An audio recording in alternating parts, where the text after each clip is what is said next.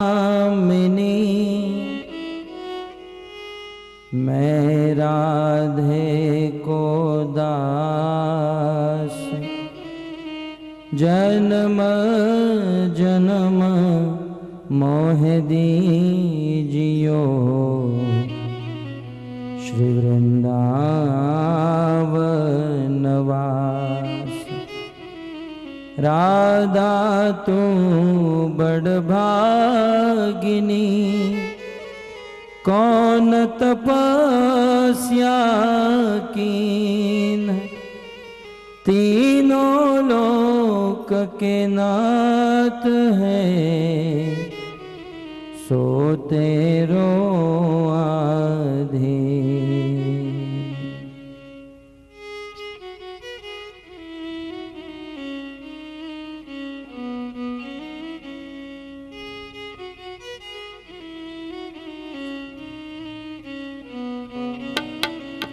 जय राधा माधव कुंज बिहारी, जय राधा माधव कुंज बिहारी, जय राधा माधव कुंज बिहारी, जय राधा माधव कुंज बिहारी, जय राधा माधव कुंज बिहारी, जय राधा माधव कुंज बिहारी, जय राधा माधव कुंज बिहारी, जय राधा माधव कुंज बिहारी, गोपी जन वल्लभ गिरिवर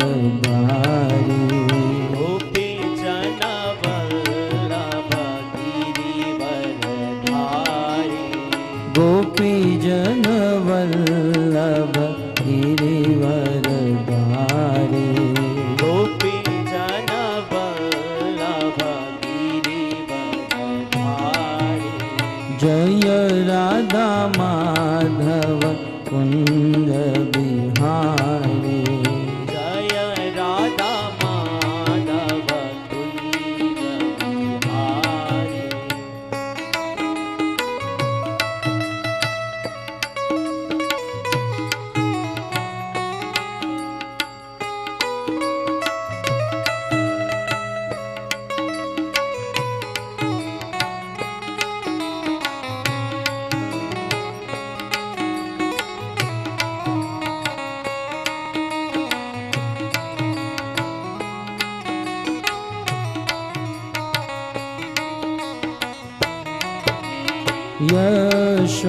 यशोदानंदन व्रज जन रंजन,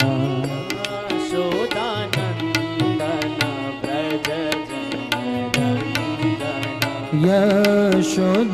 यशोदानंदन व्रज जन रंजन, यशोदानंदन व्रज जन रंजन, यशोदानंदन व्रज जन रंजन, यशोदानंदन व्रज जन रंजन, यशोदानंदन व्रज जन रंजन, यशोदानंदन व्रज जन रंजन, यमुना तीर वनचारी, यमुना तीर वनचारी, यमुना तीर वनचारी, यमुना तीर वनचारी, जय राधा माधव कुंज बिहारी, जय राधा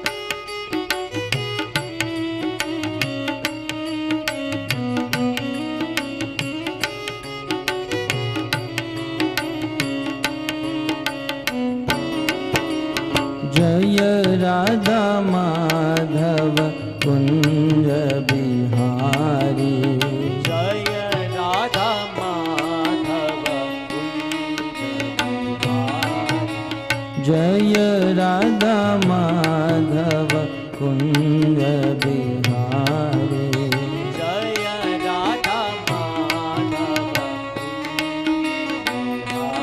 भज गोविंद गोविंद गोपाला गोविंद गोविंद गोपाला भज गोविंद गोविंद गोपाला गोविंद गोविंद गोपाला भज मुरली मनोहर नंदलाला भज मुरली मनोहर नंदलाला भज मुरली मनोहर नंदलाला भज मुरली मनोहर नंदलाला भज गोविंद गोविंद गोपाला भज गोविंद गोविंद गोपाला भज गोविंद गोविंद गोपाला भज गोविंद गोविंद गोपाला भज मुरली मनोहर नंदलाला भज मुरली मनोहर नंदलाला भज मुरली मनोहर नंदलाला भज मुरली मनोहर नंदलाला भज गोविंद गोविंद गोपाला भज गोविंद गोविंद गोपाला कृष्ण गोविंद गोविंद गोपाल नंदलाल राधे गोविंद गोविंद गोपाल नंदलाल गोविंद गोविंद गोपाल नंदलाल राधे गोविंद गाइए प्रेम से गोपाल नंदलाल कृष्ण गोविंद गोविंद गोपाल नंदलाल राधे गोविंद गोविंद गोपाल नंदलाल गोविंद गोविंद गोपाल नंदलाल राधे गोविंद गोविंद गोपाल नंदलाल गोपाल नंदलाल गोपाल नंदलाल गोपाल नंदलाल गोपाल नंदलाल गोपाल नंदलाल गोपाल नंदलाल गोपाल नंदलाल गोपाल नंदलाल गोपाल नंदलाल गोपाल नंदलाल गोपाल नंदलाल गोपाल नंदलाल गोपाल नंदलाल गोपाल नंदलाल गोपाल नंदलाल कृष्ण गोविंद गोविंद गोपाल नंदलाल राधे गोविंद गोविंद गोपाल नंदलाल गोविंद गोविंद गोपाल नंदलाल राधे गोविंद गोविंद गोपाल नंदलाल कृष्ण गोविंद गोविंद गोपाल नंदलाल राधे गोविंद गोविंद गोपाल नंदलाल गोविंद गोविंद गोपाल नंदलाल राधे गोविंद गोविंद गोपाल नंदलाल नंद लाल, गोपाल नंद लाल, गोपाल नंद लाल, गोपाल नंद लाल।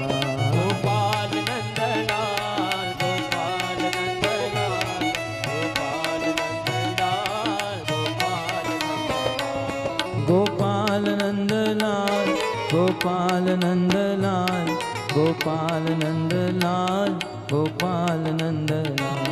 गोपाल नंदलाल, गोपाल नंदलाल, गोपाल नंदलाल, गोपाल नंदलाल। कृष्ण गोविंद गोविंद गोपाल नंद लाल, राधे गोविंद गोविंद गोपाल नंद लाल, गोविंद गोविंद गोपाल नंदलाल, गोविंद गोपाल नंदलाल। हरे कृष्णा कृष्णा कृष्णा हरे हरे, हरे रामो राम राम हरे हरे। हरे कृष्णा कृष्णा कृष्णा हरे हरे, हरे राम राम राम हरे हरे। हरे कृष्णा कृष्णा कृष्णा हरे हरे, हरे रामो राम राम हरे हरे। हरे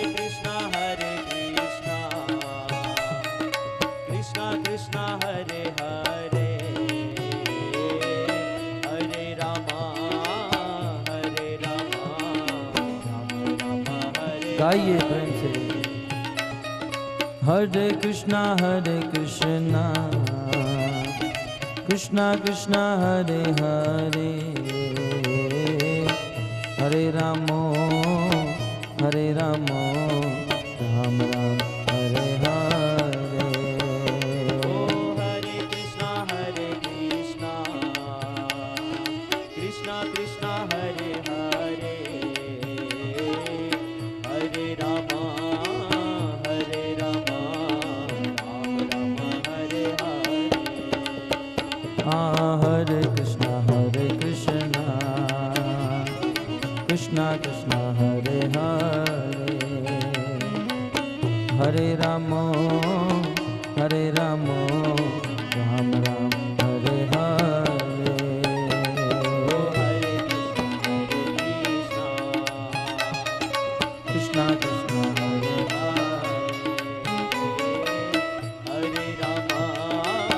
हरे राम राम हरे हरे। नाम महाधन है अपनो, नहीं दूसरी संपत्ति और कमानी।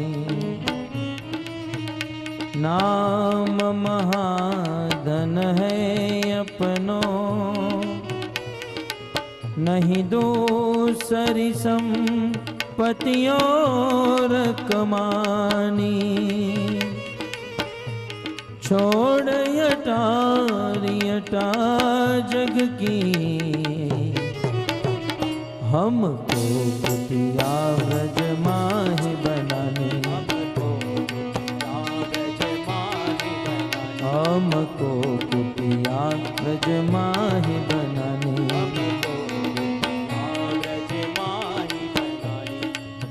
टूक मिले रसिकों की सदा, और पीबन को यमुना जल पानी। टूक मिले रसिकों की सदा, और पीबन को यमुना जल पानी। हमें औरन की परवाह नहीं, अपनी पुरानी श्री राधिका रानी।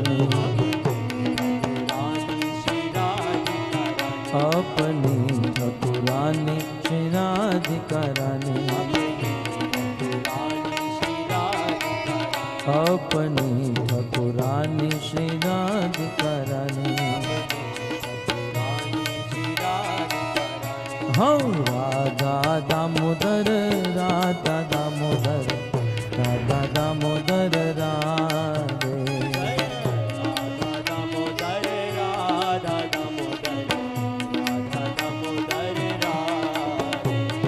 राधा दामोदर राधा दामोदर राधा दामोदर राधे।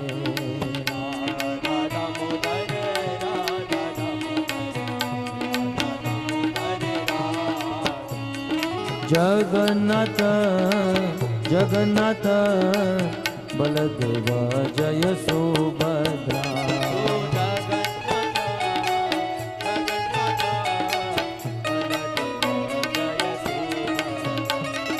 जगन्नाथ जगन्नाथ बलदेव जय सुभद्रा।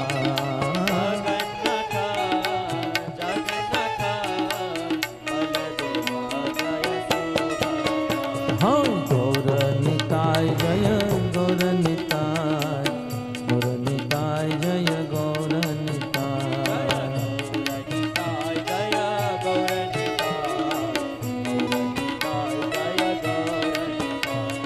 गौर निताय जय गौर निताय गौर निताय जय गौर निताय।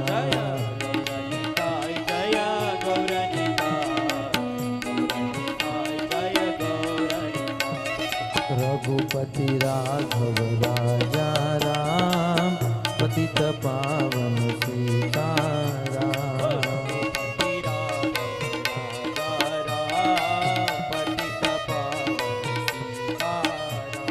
राजा राम पतित पावन सीताराम।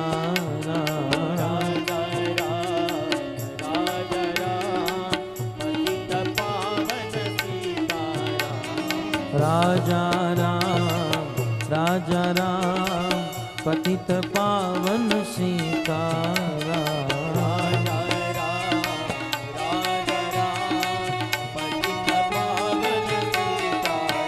बोलो रघुपति राघव राजा राम पतित पावन सीताराम।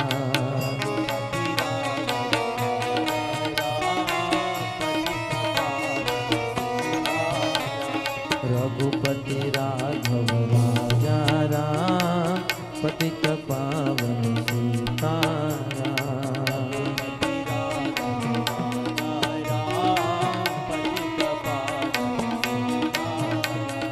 प्रभुपद शिल प्रभुपद प्रभुपद शिल प्रभुपद।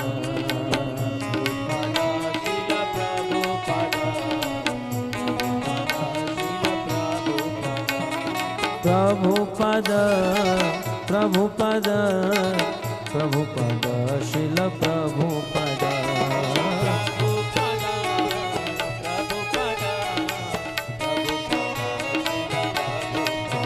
जय जय प्रभुपाद प्रभुपाद प्रभुपाद प्रभुपाद।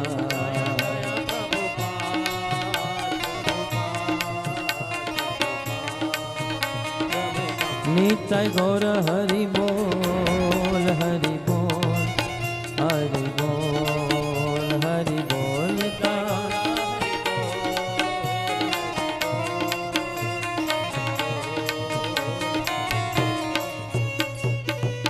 युग धर्म हरि नाम संकीर्तन की शील प्रभुपाद ज्ञान ब्रजेश तनय तद्धाम वृंदावन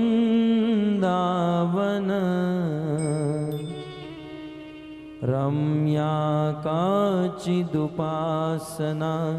ब्रजबध्यो भगवान् ब्रजेश तनय तद्धाम वृंदावन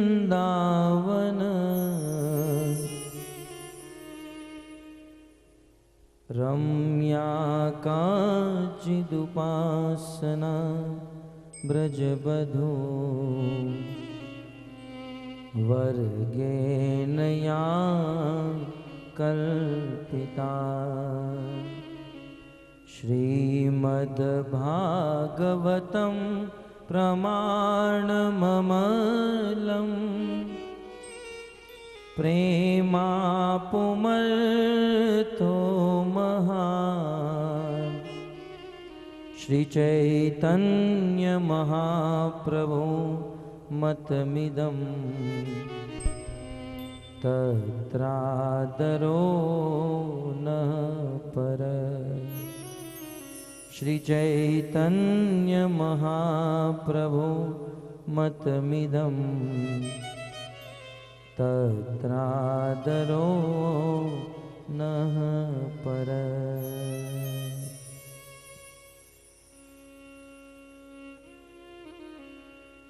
वंशी विभो शीतकरा नवनीरदाभा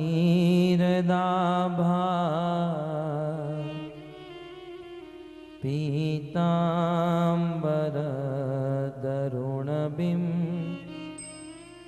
बफलधरोष्ठा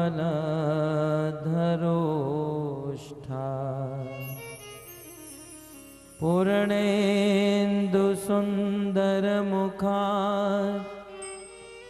अरविन्दनेत्रा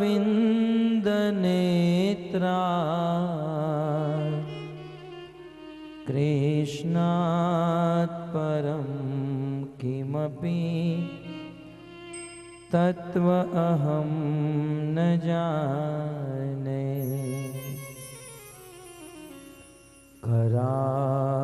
करारविन्दे न पदारविन्दं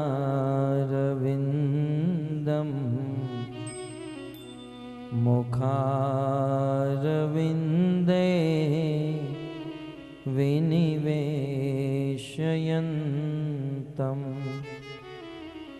वटस्य पत्रस्य पुटेशयानं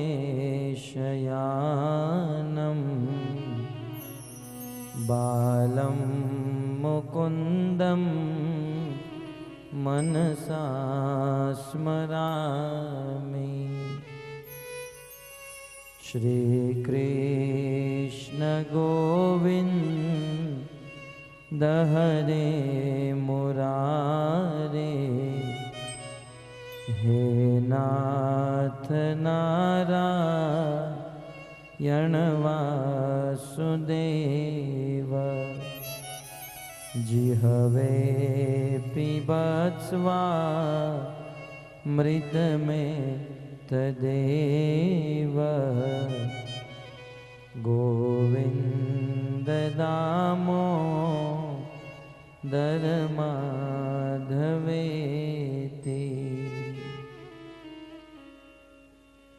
जय जय श्री राधा रमण जय जय नवल किशोर जय गोपी चित चोर प्रभु जय जय माखन चोर। श्री कृष्णचंद्र भगवान की। अंतर्राष्ट्रीय कृष्ण भावनामृत संघ की ओर से प्रस्थापित श्रीमद् भागवत कथा के सप्तम दिवस में हार्दिक स्वागत करते हैं। यदि कोई व्यक्ति श्रीमद् भागवत का श्रवण करता है तो भागवत श्रवण करने वाला व्यक्ति किस प्रकार से भगवान को प्राप्त करता है, और भागवत श्रवण करने वाला स्वयं अपना तो उद्धार करता ही है,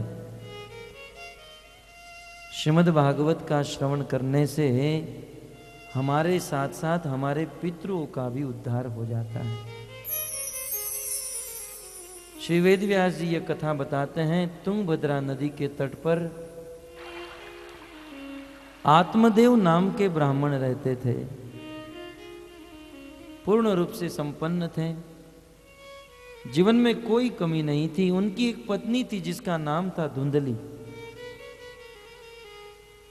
परंतु ये संसार का नियम है, ये जगत अपूर्ण है, हम सब अपूर्ण हैं।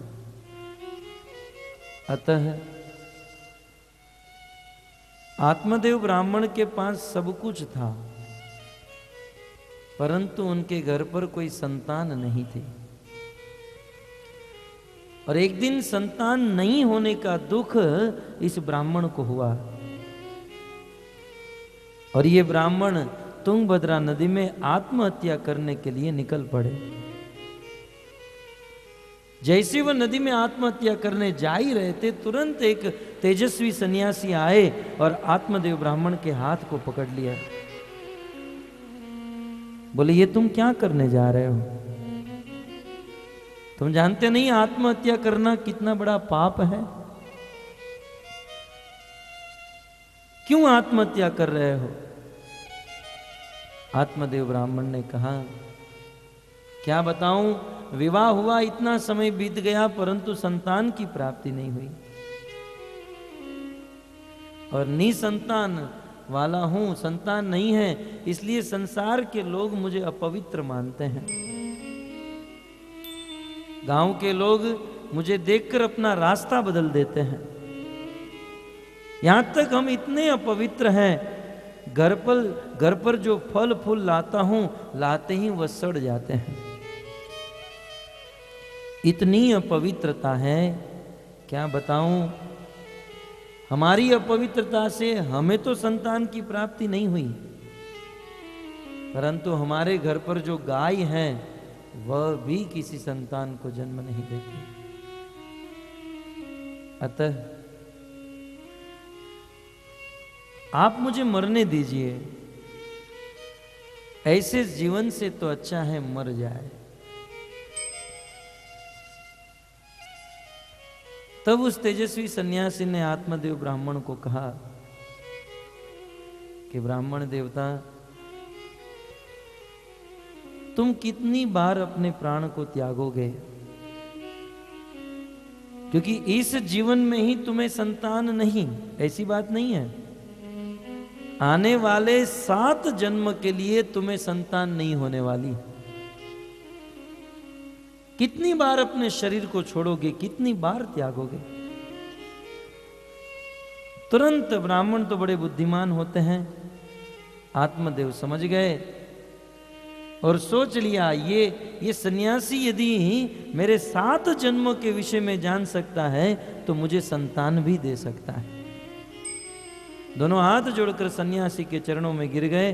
बोले, महाराज आप ही मुझे संतान दीजिए, आशीर्वाद दीजिए, और यदि आप नहीं दोगे तो आपके चरणों में मैं मर जाऊंगा, मरने का दोष आपको लगेगा। जब बार बार इस प्रकार से प्रार्थना करने लगा, तब उस सन्यासी ने उस ब्राह्मण को एक फल दिया। ये फल अपनी पत्नी को खिला देना, गर्भवती हो जाएगी, संतान की प्राप्ति होगी।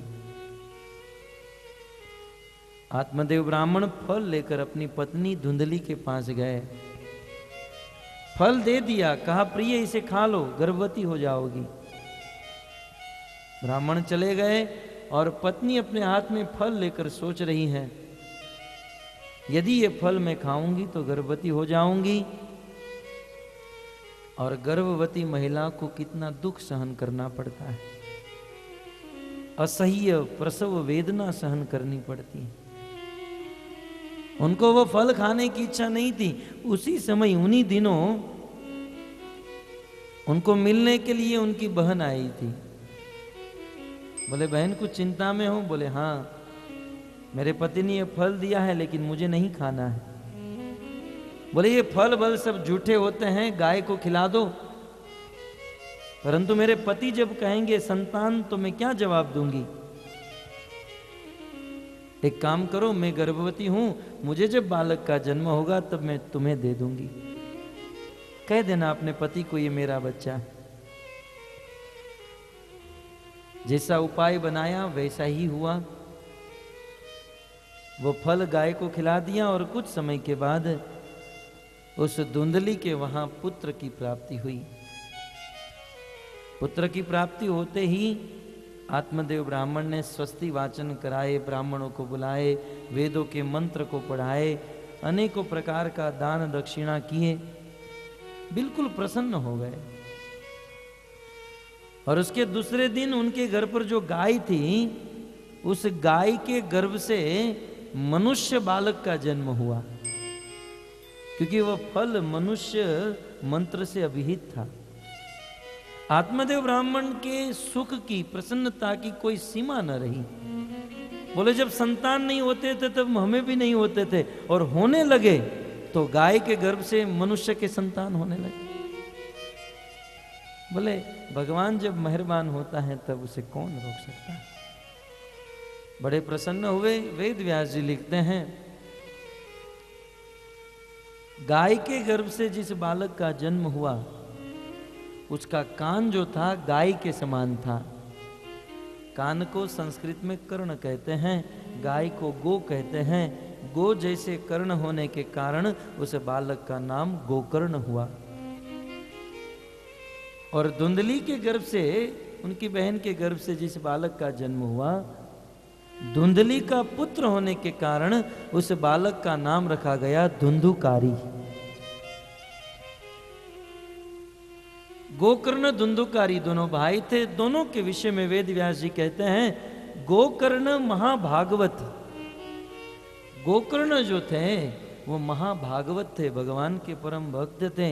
यत जाता नष्ट की रति, स्वाभाविक भगवान की ओर अपना झुकाव था। और धुंधुकारी जन्म से ही महाखल है, पापी था। शराब पीता, मांसाहार करता,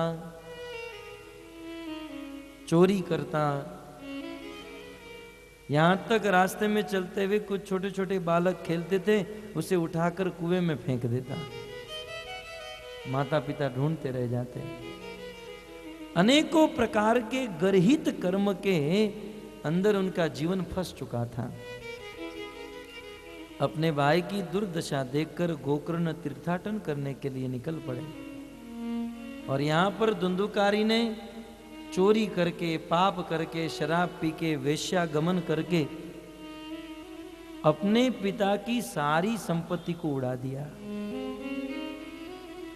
पुत्र नहीं था उस समय ही। आत्मदेव ब्राह्मण को जितना दुख था उससे 100 गुना ज्यादा पुत्र होने के बाद दुख हुआ। हृदय में अत्यंत दुख।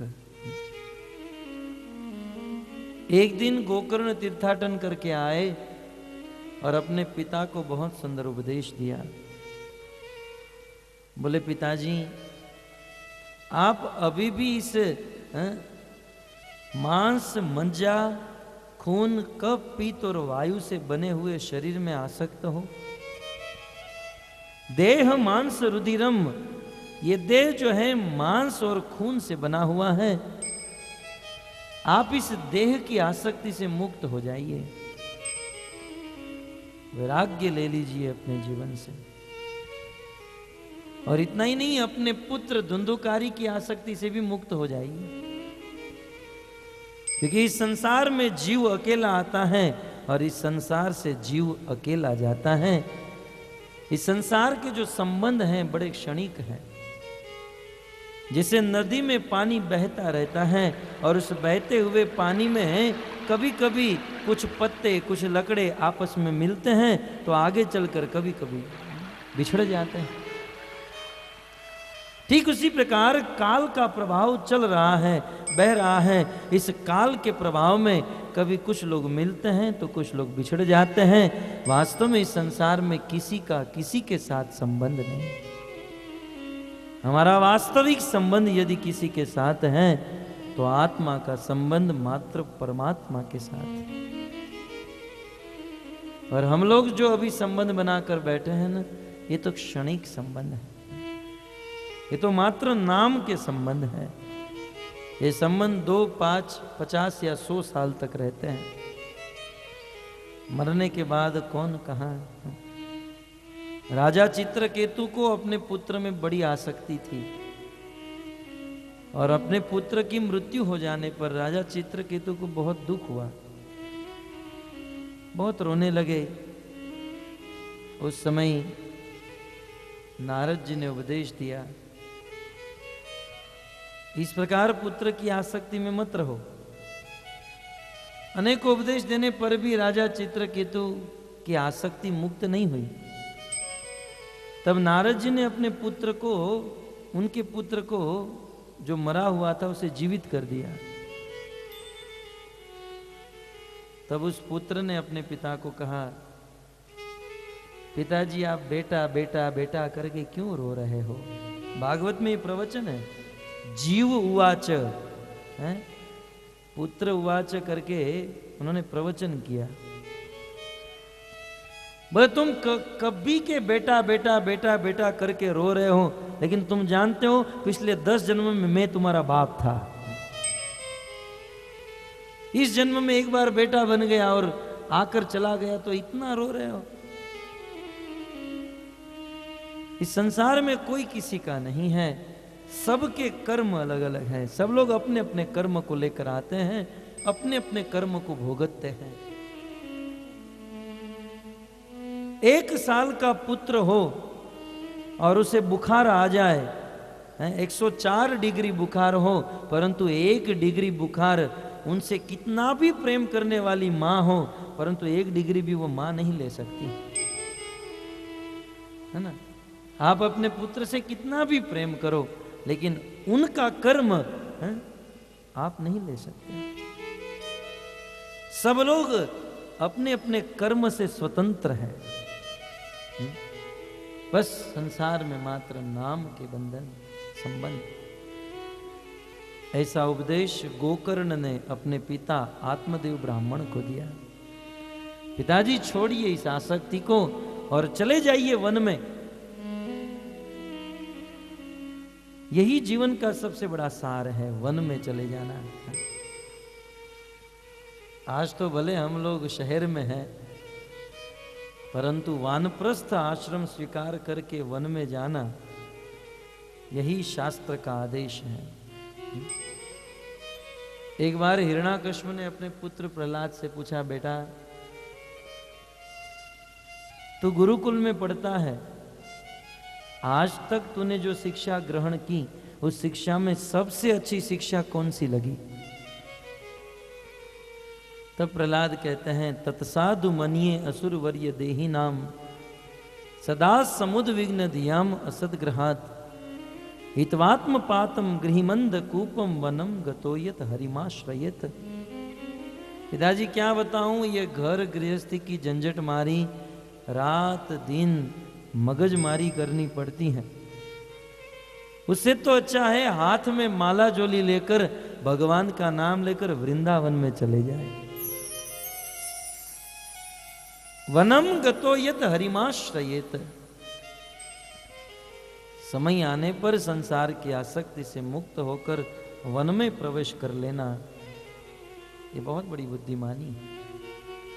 उपदेश दिया अपने पिता को वैराग्य हुआ, वन में चले गए और वन में जाकर श्रीमद् भागवत का पठन पाठन किए और भागवत का श्रवण करके भगवान के धाम को प्राप्त हो गए। आत्मदेव भगवान के धाम में, गोकर्ण तीर्थाटन में धुंधुकारी और उनकी मां घर पर है, लेकिन पिता के चले जाने के बाद तो धुंधुकारी और पापी हो गया। यहां तक एक दिन 5 वेश्या को अपने घर पर लाया। उनकी मां इस दृश्य को नहीं देख पाई, एक कुएं में गिरकर आत्महत्या कर ली। अब उस नृत्यांगना के इच्छा को पूर्ण करने के लिए धुंधुकारी रात दिन परिश्रम करने लगा। उन स्त्रियों की बहुत डिमांड होती थी, बहुत इच्छा होती थी, हमें ये नेकलेस चाहिए, ये साड़ी चाहिए। इसका कोई बिजनेस तो था नहीं, इसलिए छोटी मोटी चोरी करता था। परंतु सोचा कि ये छोटी मोटी चोरी करने से काम नहीं बनेगा, एक इतनी बड़ी चोरी कर लूं ताकि जीवन में कभी चोरी करने की आवश्यकता न हो। एक दिन राजा के घर पर चोरी कर ली और बहुत सारा धन माल लेकर अपने घर पर आया। यह 5 नृत्यांगनाओं ने देखा कि इतना सारा धन, अब वेश्या के पति तो धन ही होता है।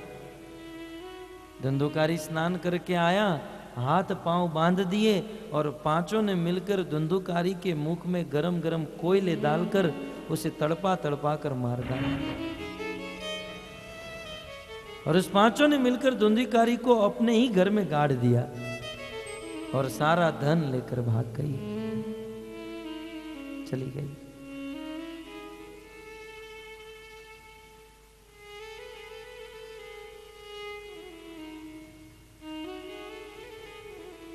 धुंधुकारी की मृत्यु हुई और धुंधुकारी की मृत्यु के बाद धुंधुकारी प्रेत बना। ये कर्म का सिद्धांत है। इस संसार में जब कोई व्यक्ति जन्म लेता है, मृत्यु जन्मताम वीर देहेन सह जायते।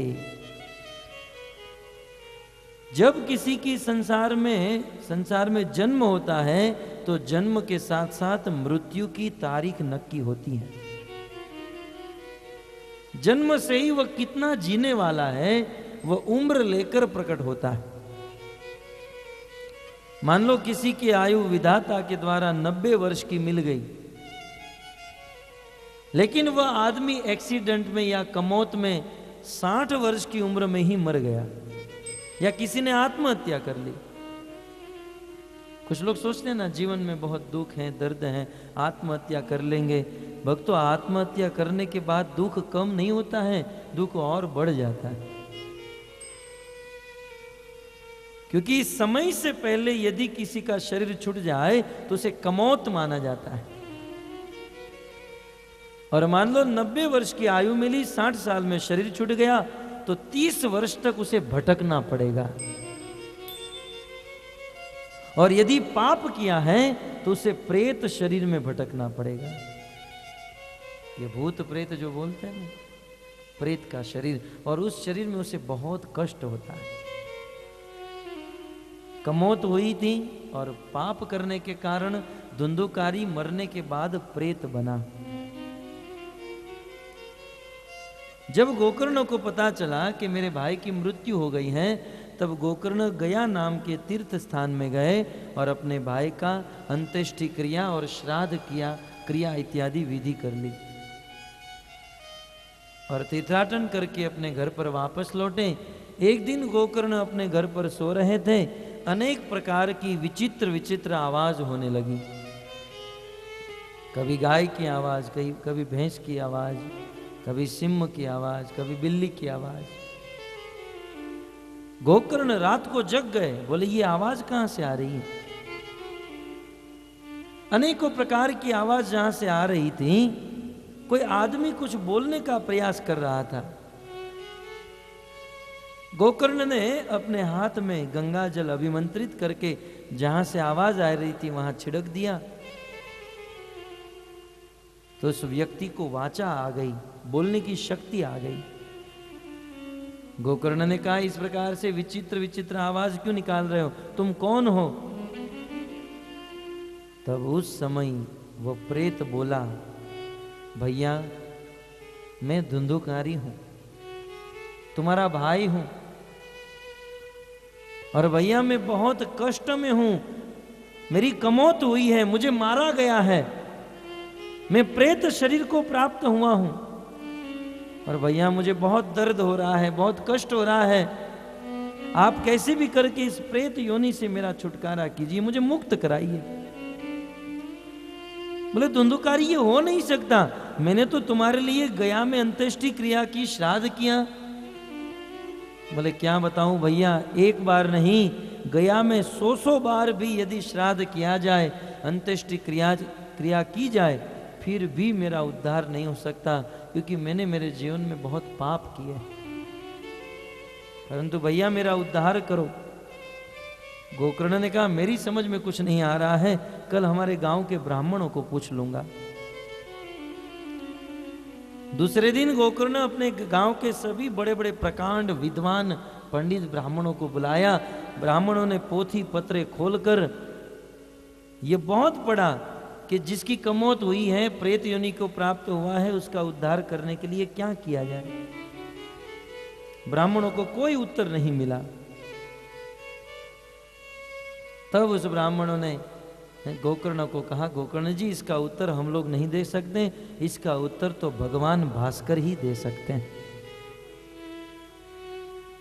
सूर्य देव ही इसका उत्तर दे सकते हैं, क्योंकि सूर्य देव भगवान श्री कृष्ण के प्रथम शिष्य हैं।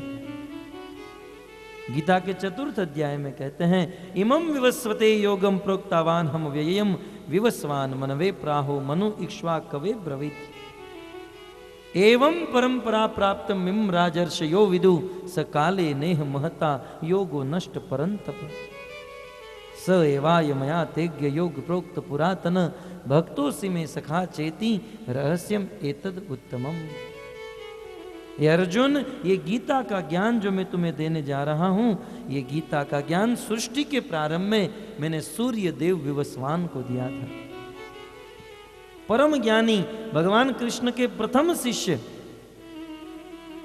अतः गोकर्ण जी आपके प्रश्न का उत्तर सूर्य देवता ही दे सकते हैं। गोकर्ण जी ने अपने भक्ति के प्रभाव से सूर्य की गति को रोक दिया। सूर्य देवता प्रकट हो गए, बोले मेरे भाई का उद्धार करने के लिए क्या करूं, जिसका निधन हो चुका है, समय से पहले ही उनकी मृत्यु हो गई और प्रेत शरीर को प्राप्त हुआ है। बताओ सूर्य देव मैं क्या करूं। तब सूर्य देवता ने कहा कि जिसने अपने जीवन में बहुत पाप किए हैं और साथ ही साथ जिसकी कमौत हुई है और जिसको प्रेत योनि प्राप्त हुई है, ऐसे व्यक्ति का यदि उद्धार करना चाहते हो तो इस संसार में एक ही साधन है, एक ही कार्य है, और वो है श्रीमद् भागवत सप्ताह श्रवणम कुरु। श्रीमद् भागवत कथा का श्रवण करो और उसका फल अपने उस भाई को अर्पित कर दो, उसका उद्धार हो जाएगा, भगवान के धाम को प्राप्त कर लेगा। ये है भागवत की महिमा। वेद व्यास जी स्कंद पुराण में लिखते हैं, पद्म पुराण में।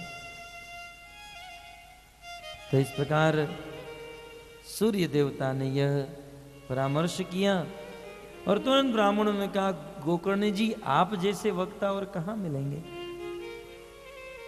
आप वक्ता बनिए, भागवत कथा सुनाइए, हम सब लोग सुनेंगे। पंडाल लगाया गया, स्टेज बनाया गया, भागवत कथा का आयोजन हो गया, व्यासपीठ बन गई, गोकर्ण जी व्यासपीठ पर विराजमान हुए और उस समय एक 7 ग्रंथि वाला बांस लगाया गया। एक बांस था, बंबू था, जिसमें 7 ग्रंथि। प्रेत शरीर होने के कारण धुंधुकारी उस बांस में आकर बैठ गया। यहां पर गोकर्ण ने भागवत कथा प्रारंभ की। जन्मादस्य तोन्वादि तरत चरथे शुभिज्ञ स्वराट तेने ब्रह्मरिदाय आदि कवये मुह्यन्ति यत सूर्य तेजो वारि मृदाम यथा विनिमयो यत्रत्ति सर्गो मृषा धाम्ना स्वेन सदा निरस्तकुहकं सत्यम परम धीमहि। अनेकों श्लोक व्याख्या समेत गोकर्ण जी ने भागवत कथा प्रारंभ की। कहते हैं भागवत कथा का प्रथम दिन का जब अंत हुआ तब वह 7 ग्रंथि में से एक ग्रंथि फट गई। भागवत कथा का दूसरा दिन समाप्त हुआ, दूसरी ग्रंथि फटी, तीसरे दिन तीसरी ग्रंथि, 4, 5, 6, 7 और इस भागवत कथा के 7वें दिन उस बांस की 7वीं ग्रंथि फट गई और उस बांस से जो धुंधुकारी उस बांस में प्रेत के रूप में बैठा था वह बहुत सुंदर चतुर्भुज शंख चक्र गदा पद्म पीतांबर धारण करके प्रकट हो गया। और उसी समय आश्चर्य में घटना, आकाश के मार्ग से भगवान के दिव्य पार्षद शंख चक्र गदा पद्म और दिव्य विमान लेकर इस पृथ्वी पर प्रकट हो गए। और उस समय भगवान के पार्षद ने वह धुंधुकारी जो प्रेत था, भगवान की तरह दिव्य रूप धारण कर चुका था, उस प्रेत को अपने विमान में बिठा दिया। सब लोग जय जयकार करने लगे। तबला का आवाज कम करो। सब लोग जय जयकार करने लगे। और उस समय ही वह प्रेत व धुंधुकारी भगवत स्वरूप प्राप्त करके उस विमान में बैठा। और जैसे ही भगवान के पार्षद उस धुंधुकारी को भगवान के धाम वैकुंठ में जाने के लिए उड़ने लगे, उसी समय सभी गांव वालों ने उस विमान को पकड़ लिया। बोले हम नहीं जाने देंगे। धुंधुकारी जो भगवत स्वरूप प्राप्त किया था, बोले छोड़ो ना जल्दी है? मैं परेशान हो गया था प्रेत शरीर में। धन्य है भागवत कथा जिसको सुनकर आज प्रेत शरीर छोड़कर मैं भगवत स्वरूप प्राप्त कर लिया। तो जैसे ही धुंधुकारी भगवान के धाम में जा रहा था, गांव वालों ने पकड़ लिया विमान। भगवान के पार्षदों ने कहा छोड़ो, क्यों पकड़ के रखा है?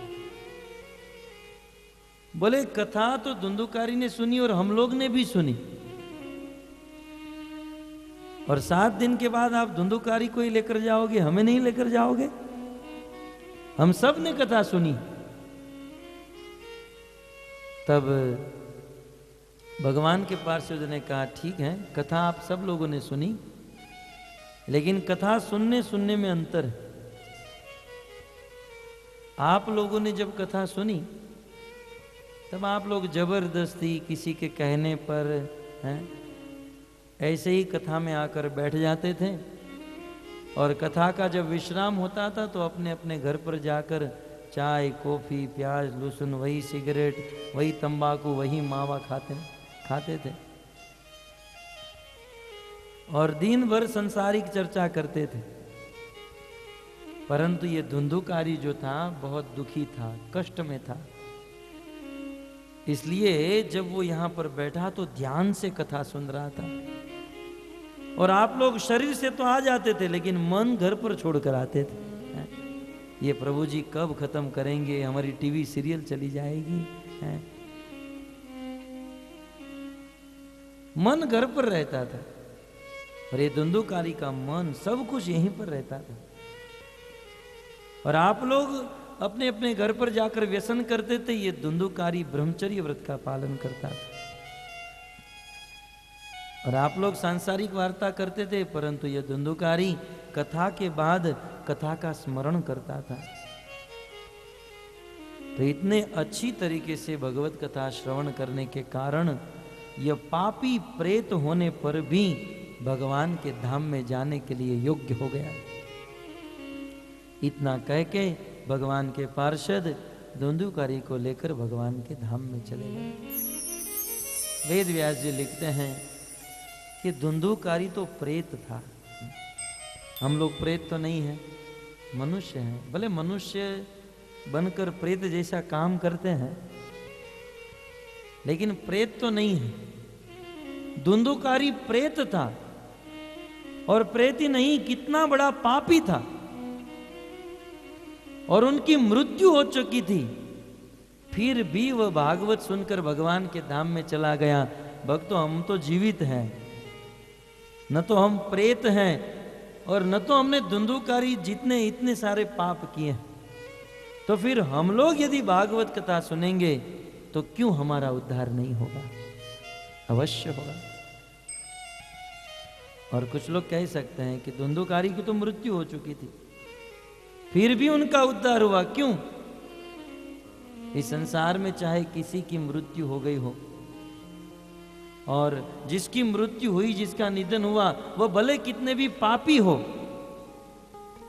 यहां तक जिसका निधन हुआ उसकी एक्सीडेंट में मृत्यु हुई हो, कमौत हुई हो, लेकिन उनके पितृ उनके पुत्र, उनके पौत्र यदि श्रीमद् भागवत कथा का आयोजन करे, भागवत कथा का श्रवण करे, तो निश्चित इस कथा और इस सिद्धांत के अनुसार उनके पितृ का उद्धार हो जाता है। ये तो ठीक है, परंतु आगे एक प्रश्न था कि जब ये लोग चले गए, इनका उद्धार हो गया, तब गांव वालों ने मीटिंग की, यार उस एक का उद्धार हुआ और हम लोग रह गए, क्या करें? बोले फिर से कथा सुनते हैं, फिर से अब ध्यान से सुनेंगे। गोकर्ण जी को निवेदन किया, प्रभु आप फिर से कथा शुरू कीजिए ना, अब हम ध्यान से कथा सुनेंगे। तब गोकर्ण फिर से कथा प्रारंभ किए, फिर से कथा का आयोजन, और फिर से अब तो पूरे गांव वाले ध्यान से कथा सुनते थे, बिल्कुल नियम से कथा सुनते थे, और कथा के बाद कथा का स्मरण करते थे। और जब कथा का 7 दिन समाप्त हुआ, पुराण में वर्णन है कि 7वें दिन में आकाश के मार्ग से हजारों हजारों विमान आए, और जितने भी श्रोता थे सबको विमान में बिठाया और सबको भगवान के धाम में लेकर चले गए। इसलिए जिनकी मृत्यु हो चुकी है उनके लिए भी ये भागवत कथा वैकुंठ प्राप्त कराने वाली है, और जो जीवित हैं उनके लिए भी ये भागवत कथा भगवत धाम को प्राप्त कराने वाली है। लेकिन ध्यान रही, ये कथा ध्यान से सुनना चाहिए। वहां तो उन लोगों ने कथा का दूसरा आयोजन कर दिया, लेकिन यहाँ दूसरा होगा कि नहीं इसका कोई भरोसा नहीं है, इसलिए प्रथम आयोजन में ही ध्यान से सुन लेना चाहिए। तो परम सौभाग्य है, तनेजा परिवार की कृपा से हम सब लोग पिछले 7 दिनों से भगवत कथा श्रवण कर रहे हैं। आज 7वां दिन है। आइए हम इस कथा को गति प्रदान करें। गत सत्र में पितामह भीष्म अपने पुत्र पौत्र पांडवों को बहुत सुंदर उपदेश दे रहे हैं। कहते हैं, युधिष्ठिर तुम्हारे जीवन में दुख आया, ये अन्याय की बात है। तुम्हारे जीवन में दुख नहीं आ सकता क्योंकि तुम तो भगवान के परम भक्त हो। लेकिन फिर भी तुम लोगों के जीवन में दुख आया, यदि मुझे पूछते हो तो उसका एक ही कारण, सर्वकाल कृतम मन्ये बहुताम च यद प्रियम। तुम्हारे जीवन में दुख ये काल की करतूत है। तुम्हारा काल कुछ विपरीत चल रहा था, भगवान की इच्छा नहीं थी। कृष्ण ही तुमको दुख देना चाहते थे, इसलिए तुम्हारे जीवन में दुख आए। नहीं तो तुम जैसे पुण्य आत्माओं के जीवन में कभी दुख हो नहीं सकते। पितामह भीष्म कहते हैं, यत्र धर्म सुतो राजा गदा पाणि वृकोदर कृष्णो स्त्री गांडीवं चापम सुहद कृष्ण ततो विपद। कृष्ण की इच्छा से ही तुम्हारे जीवन में दुख आए, नहीं तो तुम्हारे जीवन में दुख, कहते हैं यत्र धर्म सुतो राजा, जहां साक्षात धर्म के पुत्र युधिष्ठिर उपस्थित हो। युधिष्ठिर महाराज धर्म के पुत्र थे।